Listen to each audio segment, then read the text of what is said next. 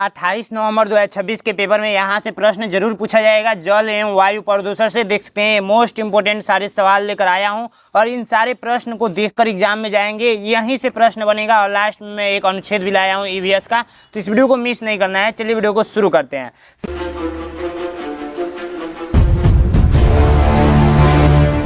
सबसे पहला प्रश्न कहा जा रहा है कि वायु, जल या भूमि में हानिकारक पदार्थों के मिल जाने से होने वाला दूषण क्या कहलाता है।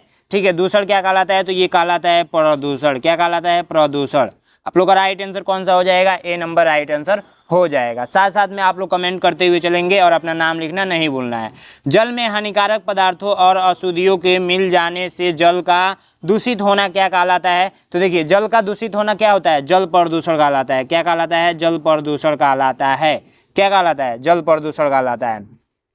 एक चीज़ मैं आप लोगों को बताऊं, थोड़ा सा मैं परिवर्तन किया हूं चीज़ों को। ठीक है, थोड़ा सा अलग तरीके से पढ़ाने का मैं प्रयास कर रहा हूं, क्योंकि चीज़ें डिजाइनिंग आपको चेंज मिल रही होगी। गोविंद भैया आपके साथ हैं और गोविंद भैया लास्ट में आपको एक सरप्राइज भी देने वाले हैं। बहुत बड़ा सरप्राइज है, यहाँ पर मैं दिखा भी देता हूँ, थोड़ा सा देख लीजिए। ठीक है, यही सरप्राइज मिलने वाला है और ये वीडियो को लास्ट तक जो भी छात्र देखेगा काफ़ी कम प्राइस में मिलेगा। कैसे मिलेगा मैं बता रहा हूँ। वायु में हानिकारक गैसों, धुएं और सूक्ष्म कणों की मात्रा बढ़ाने को क्या कहलाते हैं? तो वायु में हानिकारक गैस यदि आएंगे तो वो वायु प्रदूषण होगा। क्या होगा? वायु प्रदूषण होगा। वायु प्रदूषण होगा। आप लोग का राइट आंसर कौन सा हो जाएगा? बी नंबर राइट आंसर हो जाएगा। निम्नलिखित में से कौन सा जल प्रदूषण का प्रमुख स्रोत है? घरेलू गंदा पानी, स्वच्छ वर्षा जल, पेड़ पौधे और शुद्ध हवा। निम्नलिखित में से कौन सा जल प्रदूषण का मुख्य स्रोत है? तो जल प्रदूषण किससे होता है?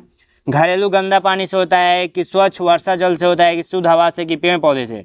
तो घरेलू गंदा पानी से क्या होता है? जल प्रदूषण होता है। ठीक है, आइए। नदियों और तालाबों में गंदा पानी डालने से क्या होता है? तो नदियों और गंगा में गंदा पानी डालने से जल प्रदूषण बढ़ता है। जल प्रदूषण बढ़ता है।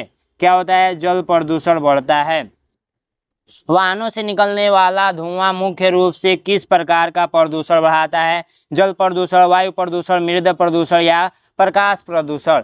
तो जल वाहनों से निकलने वाला धुआं आप लोग का वायु प्रदूषण बढ़ाएगा। ठीक है, यानी कि जो हवा में होने वाली है, जैसे गैसें हुई, किसी चिमनी को जल रहा है, कोयला जल रहा है, कूड़ा करकट जल रहा है, इससे क्या होगा? वायु प्रदूषण होगा। समझ में आया? कारखानों से निकलने वाला रासायनिक अपशिष्ट जल को किस प्रकार प्रभावित कर सकता है? तो ये जल को शुद्ध बना सकता है, जल को विषैले और अनुपयोग बना सकता है, जल को मीठा बना सकता है, जल को वर्षा में बदल सकता है। तो आप लोग का राइट आंसर हो जाएगा जल को विषैला और अनुपयोगी। अनुपयोगी का यहाँ अर्थ क्या है? तो जिसको उपयोग न किया जा सके। जिसको उपयोग न किया जा सके, उपयोग नहीं किया जा सके, अनुपयोग का मतलब वही हुआ, जा सके। यहाँ पे लिख लीजिएगा। ठीक है, एक एक चीजें मैं आप लोगों को बताते हुए चलूंगा। चलिए नेक्स्ट प्रश्न की ओर बढ़ते हैं। बहुत सारा प्रश्न हम लोगों को करना है, बिल्कुल धैर्य बनाकर रहेंगे और एक एक प्रश्न हम लोग करते हुए चलेंगे। कृषि में उपयोग किए जाने वाले रासायनिक उर्वरक जल स्रोतों तक कैसे पहुंच सकता है? तो देखिए, कृषि में उपयोग किए जाने वाला रासायनिक उर्वरक जल स्रोतों तक कैसे पहुंच सकता है? तो हवा में उड़कर अंतरिक्ष में चले जाते हैं, वर्षा के पानी के साथ बहकर, केवल धूप से, पेड़ों के माध्यम से। तो देखिए, वर्षा के साथ बहकर वो कहाँ जाते हैं? जल में चले जाते हैं। यानी कि रासायनिक उर्वरक जल स्रोतों तक कैसे पहुंचते हैं? तो वर्षा के पानी से बहकर। कीटनाशक जल प्रदूषण का कारण कैसे बन सकता है? जल स्रोतों में पहुंचकर, पानी को जमा करके, वर्षा को रोककर, पेड़ों को बढ़ाकर। कीटनाशक जल प्रदूषण का कारण कैसे बन सकता है? कीटनाशक जल प्रदूषण, तो पानी को जमा करके, वर्षा को रोककर, पेड़ों को बढ़ाकर। तो ये भी नहीं होगा। वर्षा को रोककर नहीं होगा, पानी को जमा करके, जल स्रोतों को पहुंचकर, ये भी नहीं होगा। आप लोग का राइट आंसर कौन सा हो जाएगा? बी नंबर आप लोगों का राइट आंसर हो जाएगा। बी नंबर आप लोगों का राइट आंसर हो जाएगा। बी नंबर होगा ना? बी नंबर होगा। ठीक है, चलिए नेक्स्ट प्रश्न।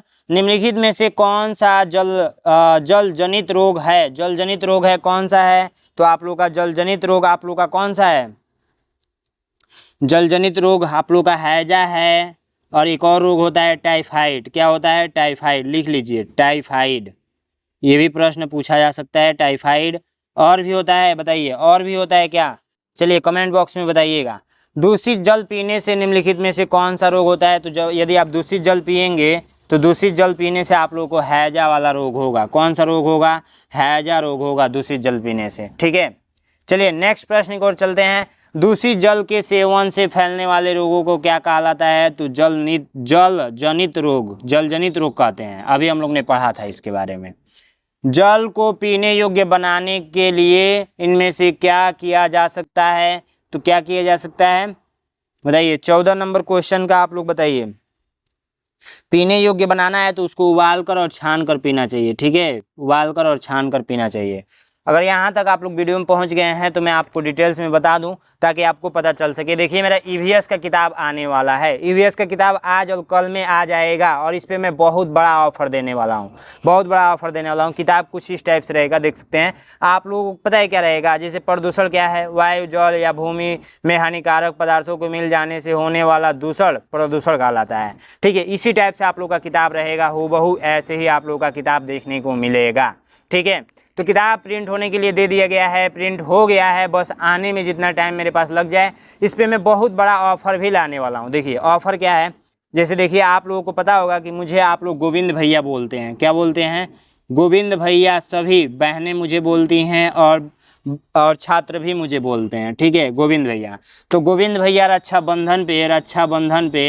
रक्षाबंधन पे आप लोगों को सपोर्ट करेंगे? जरूर करेंगे, क्यों नहीं करेंगे। तो आप लोगों को देखिए मात्र 150 रुपये में ये किताब मैं आपको दे दूंगा रक्षाबंधन के शुभ अवसर पे। ठीक है, मैं आपका भैया हूँ, मैं आपको हमेशा सपोर्ट करूंगा। गोविंद भैया मात्र ये आपको किताब 150 रुपये में दे देंगे ईवीएस का।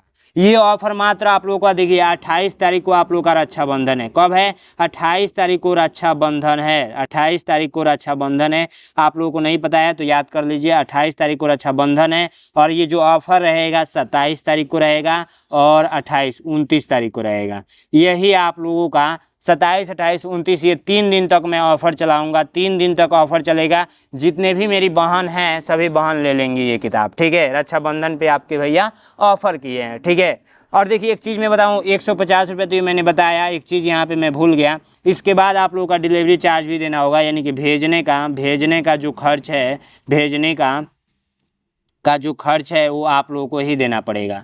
क्योंकि किताब तो केवल 150 रुपये का है ना, यहाँ से मैं आपके घर पे भेजूंगा तो उसका भी खर्च आप ही को देना होगा। तो कैसे ज्वाइन करना है, कैसे ख़रीदना है, अभी किताब आएगा तो शॉर्ट वीडियो के माध्यम से आपको पता चल जाएगा। या मेरा ये नंबर नोट कर लीजिए और पूछ लीजिएगा कि भैया किताब आ गया है कि नहीं आया है। 93 36 56 81 64। अगर ये वीडियो आप लोग बाद में देख रहे होंगे तो गलती से भी कॉल मत कीजिएगा, क्योंकि किताब उतने प्राइस का नहीं मिलेगा। बस 26, 27, 28, 29 यही 3 दिन ऑफर रहेगा। गोविंद भैया अपने सारे क्लासेस पे भी अपने सारे बहनों को ऑफर देंगे। मैं दिखा रहा हूँ आपको क्लासेस कैसे ज्वाइन करना है। ठीक है, ये हो गया। अब एक काम करेंगे, क्लासेस के बारे में मैं थोड़ा सा डिटेल्स में मैं बता दूं। सबसे पहली बात आप लोग क्या करेंगे, प्ले स्टोर ओपन करेंगे। ठीक है, ये प्ले स्टोर देख सकते हैं। ठीक है, तो यहाँ से प्ले स्टोर पे आप लोग को अच्छे तरीके से दिख रहा है ना, चीज़ें दिख रही होंगी अच्छे तरीके से। यहाँ पे नैनो एग्ज़ाम सर्च कर लेना है, नैनो एग्ज़ाम। ठीक है, नैनो एग्ज़ाम ये ऐप आएगा, ऐप को डाउनलोड कर लेना है। ठीक है, मेरे में ओपन करने का ऑप्शन दे रहा है तो डायरेक्ट मैं ओपन कर रहा हूँ। यहाँ पर देखिए, यहाँ पर पेड कोर्स पे क्लिक करेंगे तो ये सारा कोर्सेस ओपन हो जाएगा। काफ़ी कम प्राइस यहाँ पे मैं कर दिया हूँ और रक्षाबंधन के दिन और मैं कम प्राइस कर दूंगा। ठीक है, तो आप लोग चाहें तो अभी भी ले सकते हैं या रक्षाबंधन के दिन भी ले सकते हैं। ठीक है, अगर फ्री में PDF कोई भी चाहिए, जैसे क्लास हो रहा है, क्लास का PDF फ्री में चाहिए तो आप लोग क्या करेंगे, PDF पे नीचे सबसे एक क्लिक करेंगे और यहाँ पे ये सारा PDF आप लोग इसी तरीके से डाउनलोड कर सकते हैं। जैसे विटामिन का है, ठीक है, और ये आप लोग का राष्ट्रीय प्रतीक है। राष्ट्रीय प्रतीक में सारे इमेज के साथ ही आप लोगों को मिल जाएगा। डाउनलोड कीजिए या मत कीजिए, किताब ऑर्डर कर लेंगे, सारे किताब में मिलेंगे। किताब में 2 मॉडल पेपर भी मिलने वाला है, तो जाइए बैच ऑर्डर कर लीजिए। ठीक है, चलिए हम लोग आगे चलते हैं। जल को उबालने से क्या लाभ होता है? तो देखिए कई हानिकारक जो सूक्ष्म जीव होते हैं ना वो नष्ट हो जाते हैं, यानी कि मर जाते हैं। उबाल कर पानी पीना चाहिए, ये बात आपको भी पता है। ठीक है, जल से अशुद्धियों और हानिकारक पदार्थों को हटाने की प्रक्रिया क्या कहलाती है? तो जल शोधन कहलाता है। जल शोधन दहन कहलाएगा नहीं। 16 नंबर का राइट आंसर कौन सा होगा? दहन कहलाएगा।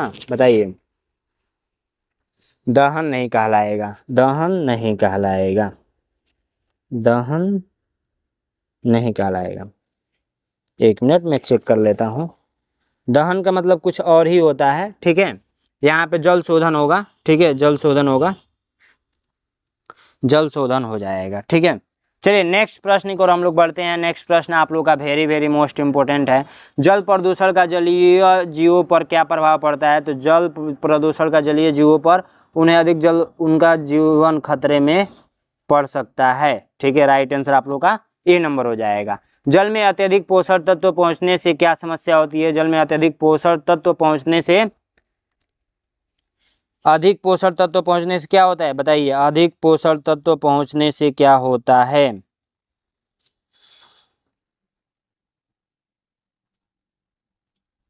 आप लोग का राइट आंसर हो जाएगा, जल पूरी तरह सूख जाता है, मछलियां उड़ने लगती हैं, वर्षा रुक जाती है, शैवाल की अत्यधिक वृद्धि होती है, शैवाल की अधिक वृद्धि होती है, जल पूरी तरह से सूख जाती है। आप लोग का ये वाला राइट आंसर हो जाएगा। अत्यधिक पोषक तत्व पहुंचने से क्या समस्या होती है, ये वाला आप लोग का राइट आंसर होगा, ए नंबर, ठीक है। नदियों और तालाबों को प्रदूषण से बचाने के लिए क्या करना चाहिए? तो उनमें कूड़ा और गंदा पानी नहीं डालना चाहिए, ठीक है। राइट आंसर आप लोग का कौन सा हो जाएगा? सी नंबर, ठीक है। जल स्रोतों के पास कचरा फेंकने से क्या हो सकता है? तो जल क्या होंगे? दूषित हो जाएंगे, जल प्रदूषण बढ़ सकता है, ठीक है। प्रदूषण से बस ऐसे ही छोटा छोटा प्रश्न पूछा जाएगा। आप बोलेंगे कि भैया आप कैसे ये प्रश्न करा रहे हैं, तो इसी टाइप का प्रश्न आपके एग्जाम में पूछा जाएगा। वायु प्रदूषण के लिए जिम्मेदार गैस में से एक कौन सी गैस है? तो देखिए जो वायु प्रदूषण होता है ना, सबसे ज़्यादा जो होता है ऑक्सीजन, तो ये शुद्ध बनाता है, जलवाष्प से भी नहीं होता है, हीलियम से होता है क्या? नहीं होता है। कार्बन डाई से होता है क्या? कार्बन डाइऑक्साइड से होता है, कार्बन मोनोऑक्साइड से होता है, ठीक है।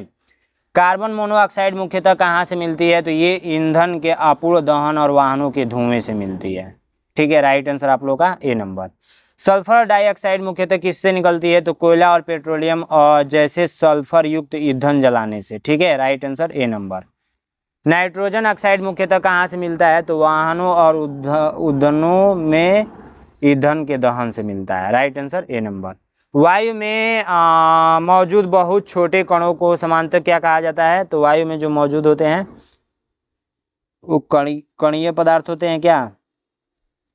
खनिज लवण होते हैं क्या? पोषक तत्व होते हैं क्या?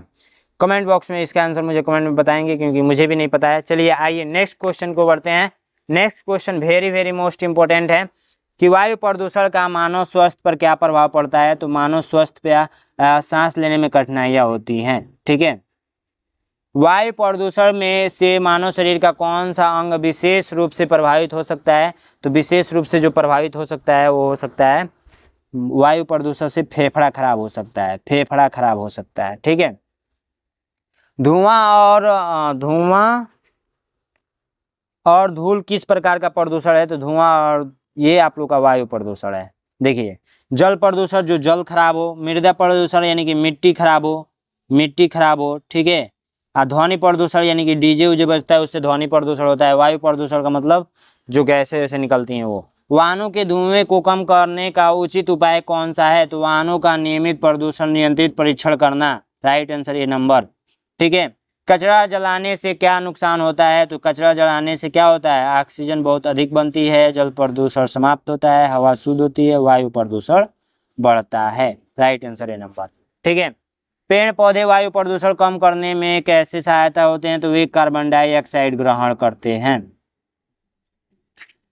पेड़ पौधे वायु प्रदूषण कम करने में कैसे सहायक होते हैं? तो वे कार्बन डाइऑक्साइड ग्रहण कर लेते हैं। जैसे कार्बन डाइऑक्साइड बहुत ही मतलब गैस ये खतरनाक होता है, हम लोग जो छोड़ते हैं, केवल कार्बन डाइऑक्साइड ही मिले तो भाई सब कोई जीवित रह ही नहीं पाएगा, ठीक है भाई। नेक्स्ट क्वेश्चन, पेड़ वायु को स्वच्छ रखने के लिए किस प्रकार मदद करता है? तो धूल के कुछ कणों को रोककर।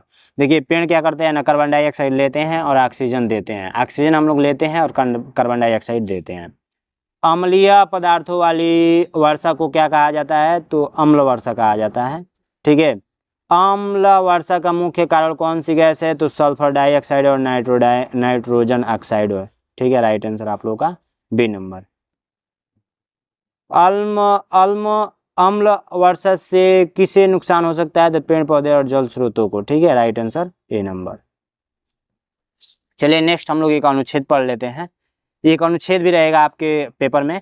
जलवायु परिवर्तन का अर्थ है लंबे समय तक मौसम के पैटर्न में होने वाला परिवर्तन। पिछले कुछ वर्षों में पृथ्वी का औसत तापमान लगातार बढ़ रहा है, जिसे वैश्विक उष्मीकरण कहा जाता है। इसका मुख्य कारण वनों की कटाई, जीवाश्म ईंधनों का अत्यधिक उपयोग तथा ग्रीन हाउस गैसों का बढ़ना। जलवायु परिवर्तन के कारण बढ़ा सूखा, चक्रवात, हिमनदों का पिघलकर तथा समुद्र के जल स्तर में वृद्धि जैसी समस्याएं उत्पन्न हो रही है। पेड़ लगाकर, ऊर्जा की बचत करके और प्रदूषण कम करके जलवायु परिवर्तन के प्रभावों को कम किया जा सकता है। जलवायु परिवर्तन क्या अर्थ है? तो लंबे समय तक मौसम के पैटर्न में परिवर्तन होना, यही है जलवायु परिवर्तन। ठीक है।